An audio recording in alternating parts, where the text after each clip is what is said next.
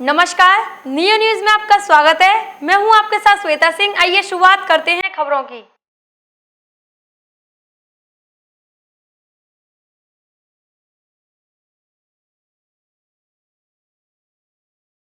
भगवान श्री कृष्ण के लिए और बलराम जी के लिए कुछ अमर्यादित टिप्पणी की।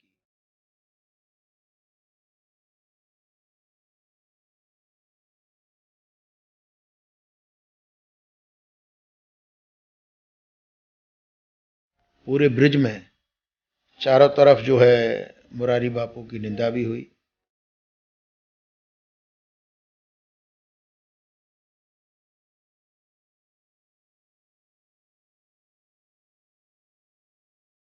ऐसे शब्द भी किस काम के जो आप कहो और किसी को आहत करें।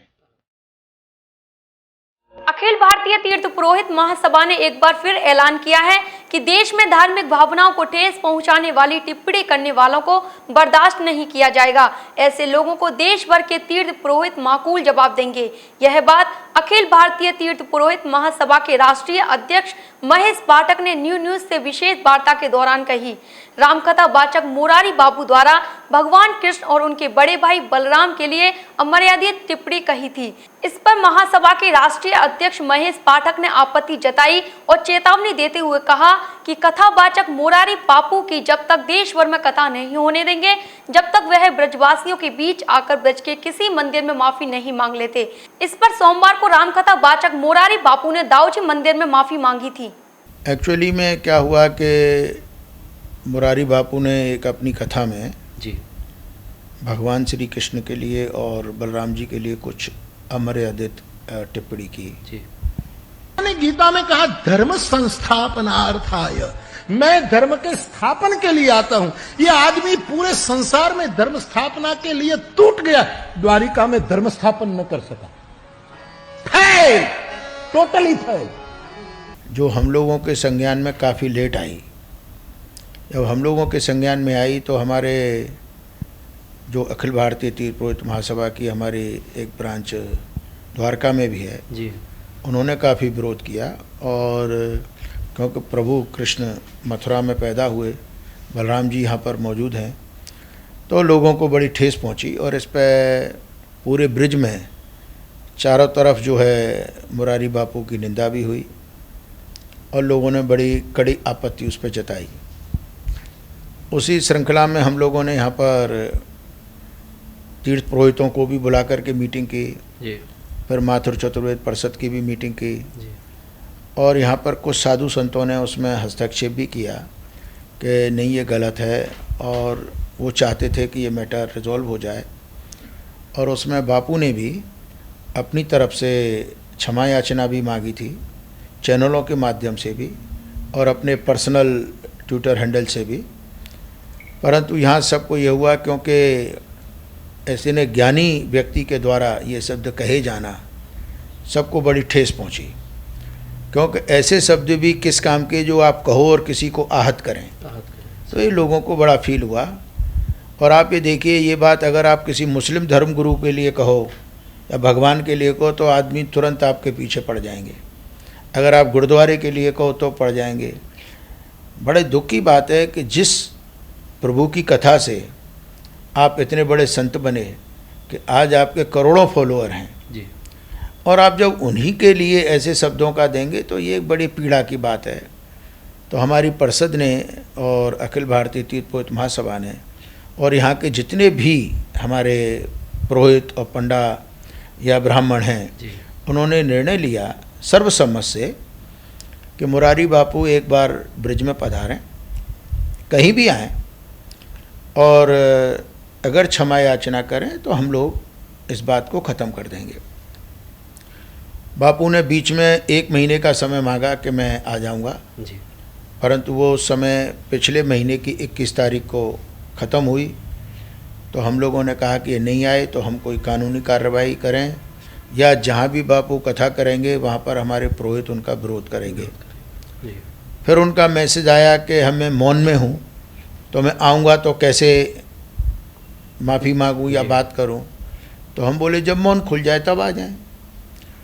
उसके बाद में हम लोगों ने इंतज़ार किया, हम लोग लीगल एक्टिविटी के लिए तैयार भी थे, तो फिर उनका मैसेज आया कि मैं आ रहा हूँ।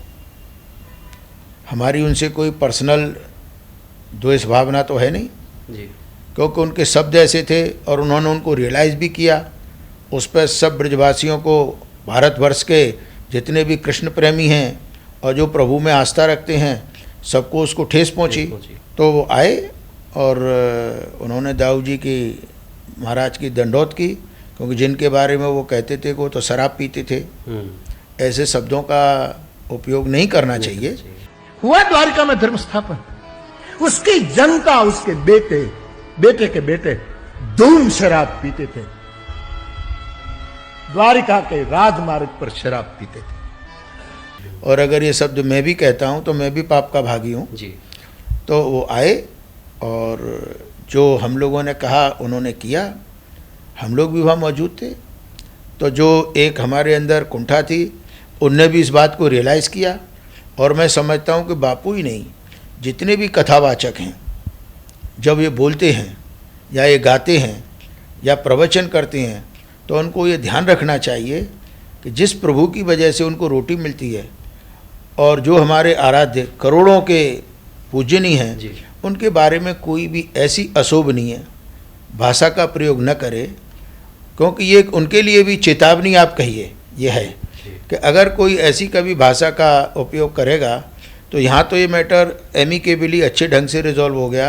अगर कोई ऐसा करेगा तो उसके संग फिर दूसरी तरह से हम लोगों को डील करना पड़ेगा।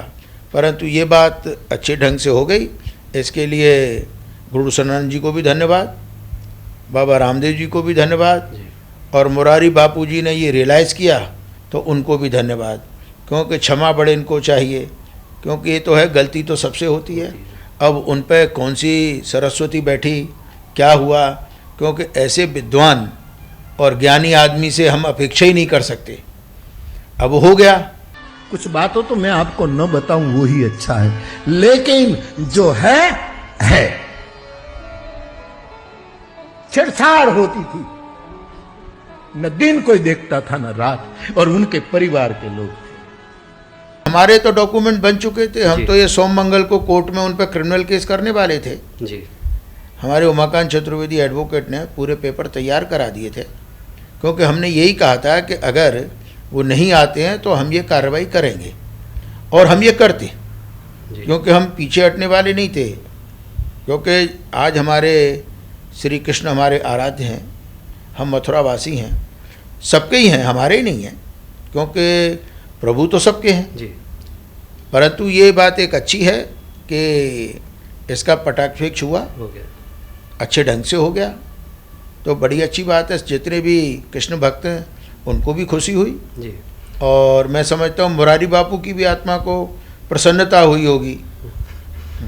क्या भविष्य में भी इस तरह की यदि कोई टिप्पणी करता है तो क्या आप फिर नहीं, हमने यहाँ तक भी बात की है अपने तीर्थ पुरोहितों से, और यहाँ के ब्राह्मण हैं और जो कथावाचक हैं, कि वो एक ऐसा एक वो बनाए रूल्स कि भाई कथावाचकों की क्या मर्यादा होनी चाहिए। ये नहीं है वो कुछ भी बोलें।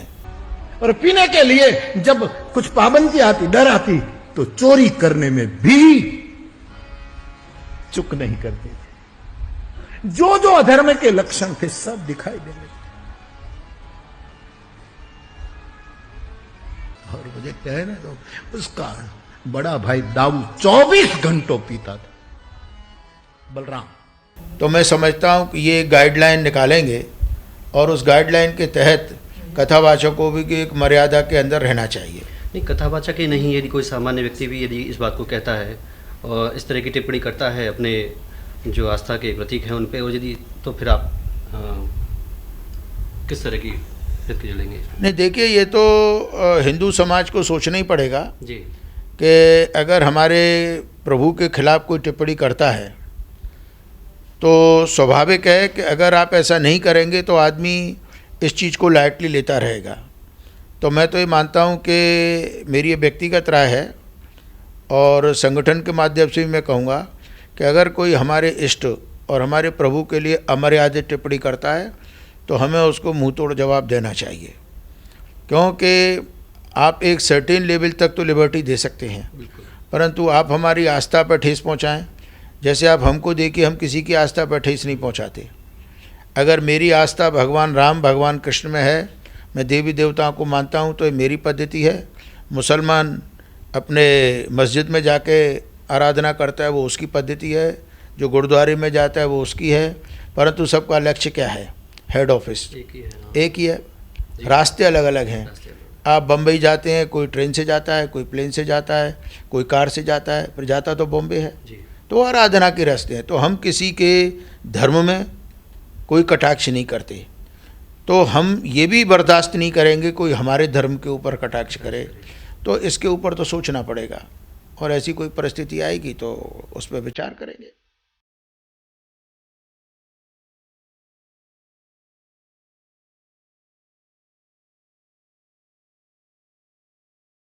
भगवान श्री कृष्ण के लिए और बलराम जी के लिए कुछ अमर्यादित टिप्पणी की।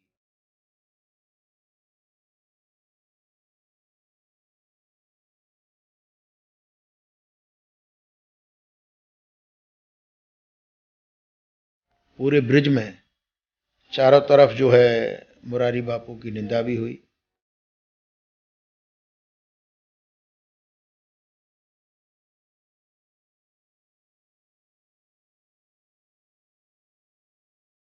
ऐसे शब्द भी किस काम के जो आप कहो और किसी को आहत करें।